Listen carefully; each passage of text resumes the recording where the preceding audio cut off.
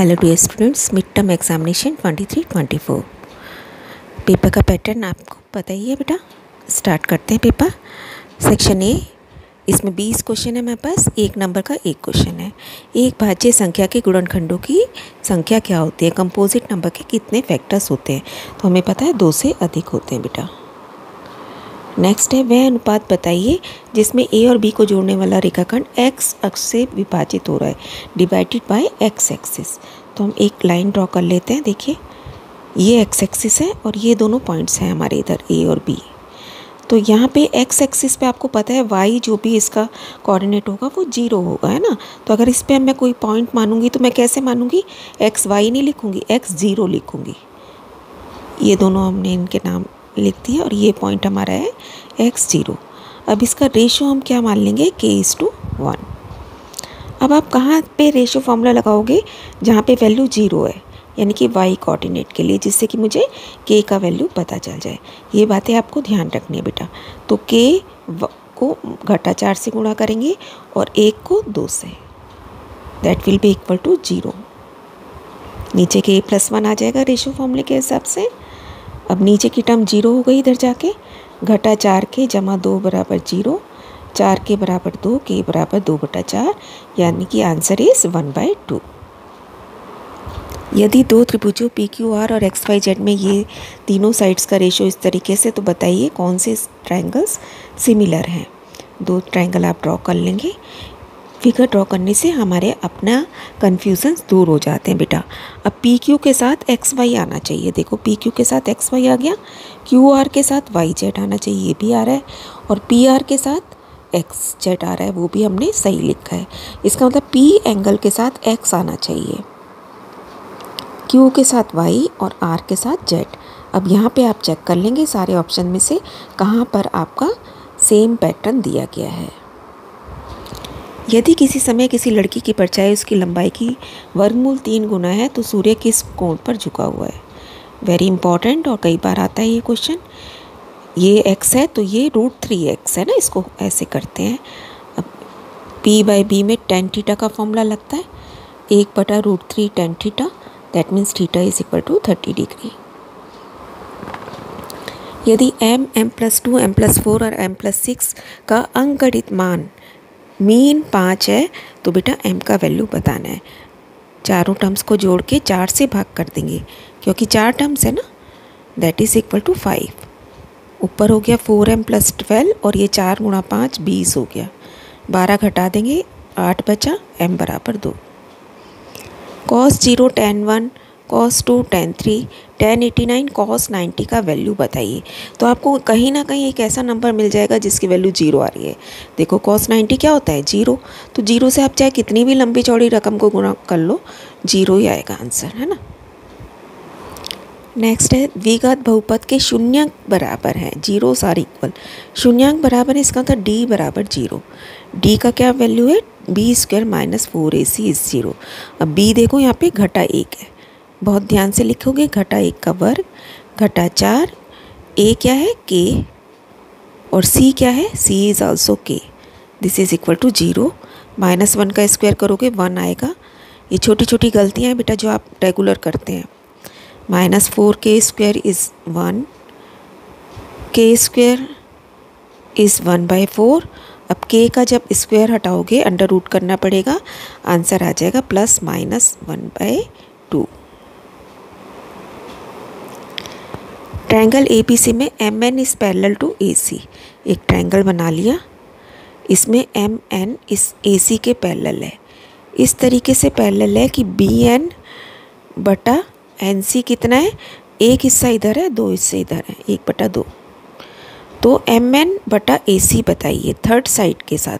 तो आपको पता है थर्ड साइड में हम पूरी साइड का टोटल कर लेते हैं बेटा। अगर ये 1/2 है तो ये वाला 1/3 होगा, क्योंकि 1 + 2 3 हो गया ना।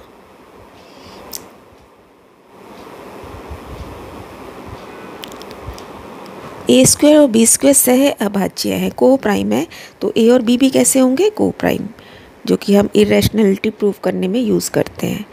एक समकोण में कोण C 90 है, बना लेते हैं ट्रायंगल।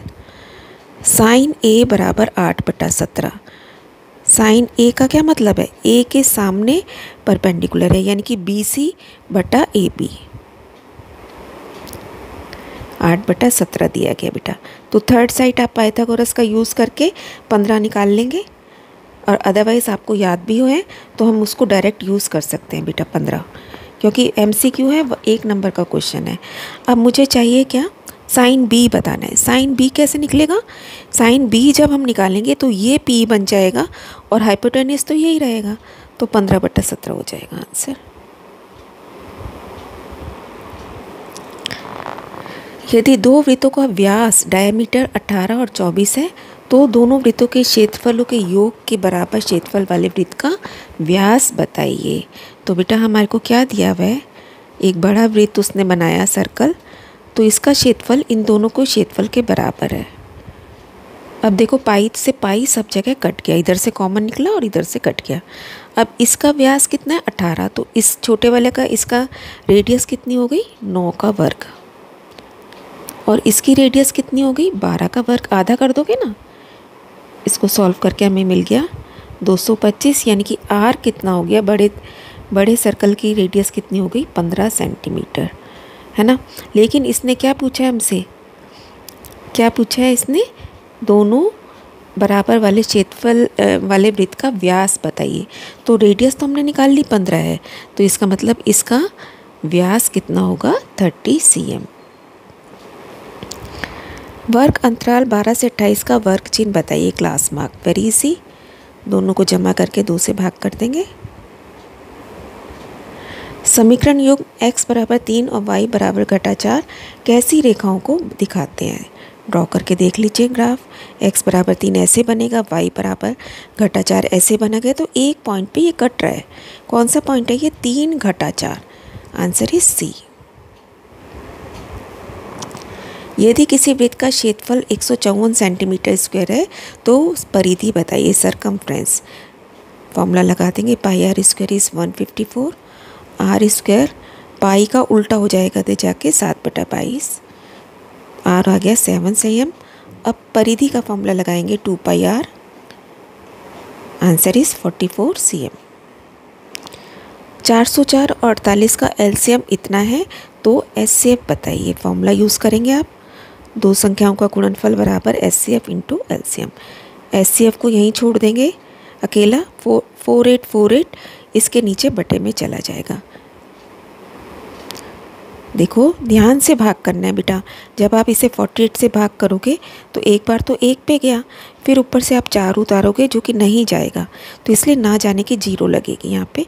फिर से 8 उतारोगे तो 48 बन के 1 पे चला गया। अब 101 से इसको काटोगे तो आंसर आ जाएगा 4। यदि समीकरण ये और ये संपाती रेखाओं को दिखाते हैं, मतलब एक दूसरे को ढक लेते हैं, तो के का वैल्यू बताइए। संपाती रेखाओं में क्या होता है, तीनों रेशोस इक्वल होते हैं बेटा।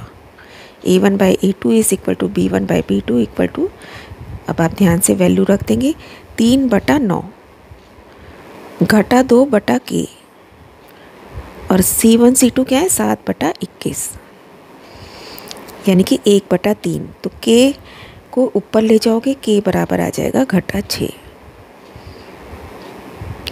इसको और इसको सॉल्व कर लेंगे हम, K ऊपर चला गया, 3 इसके साथ गुणा हो गया। नेक्स्ट है 6 संख्याओं का माध्य 16 है, 6 संख्याओं का मीन 16 दिया हुआ है, तो इसका मतलब टोटल कितना हुआ, 6 से गुणा कर देंगे, है ना। 6 बटे में होता है ना, वो ऊपर चला जाएगा 96। अब इसने एक संख्या को घटा कर देखा, हटा दिया, तब माध्य 17 है, यानी कि 5 संख्याओं का माध्य 17 है। तो 5 संख्याओं का टोटल कितना हो जाएगा, 17 × 5 85। अब 96 में से 85 को हम घटा के देख लेंगे कि कौन सा नंबर यहाँ से हटाया गया है, 11। यदि -4 इसका एक शून्यांक है तो K का वैल्यू बताइए। तो X की जगह आप बहुत केयरफुली -4 रख देंगे। -4 का वर्ग -4 -3K + 2 बराबर 0। अब इसे सॉल्व कर लेंगे, -4 का वर्ग 16, घटा जमा 4, ये जो घटा 3K + 2 पूरी ब्रैकेट थी, इसको हमने इधर जाके प्लस में कर दिया, 2 इधर जाके घटा कर दिया, 18/3 बराबर K which is 6। 19th question और 20th आपको पता है अभिकथन और कारण के होते हैं बेटा, असर्शन और रीज़न के, जिसमें कि पहला ऑप्शन हम जब देते हैं जब दोनों बातें सही होती हैं, रीज़न उसका सही होता है। दूसरा ऑप्शन हम जब देते हैं बी ऑप्शन, जबकि बातें दोनों ठीक हैं लेकिन रीज़न उसके कंसीडरेशन में सही नहीं है। सी ऑप्शन आपका जब होता है जब ए सही है रीज़न गलत है, और डी ऑप्शन जब होता है जबकि ए गलत है और रीज़न सही है। तो हम यहाँ चेक करते हैं, ए को सॉल्व करते हैं पहले।